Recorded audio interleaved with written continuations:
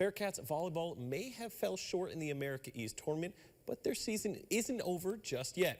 After losing to number 4 UAlbany in the first round of the America East Championship, Bearcats' postseason hopes ended there, but not so fast. Since the Bearcats claimed the America East regular season title, they have received an automatic bid to compete in the National Invitational Volleyball Championship, which they last played back in 2022. The Bearcats will head to Ohio to face Bowling Green this Wednesday at 7 p.m.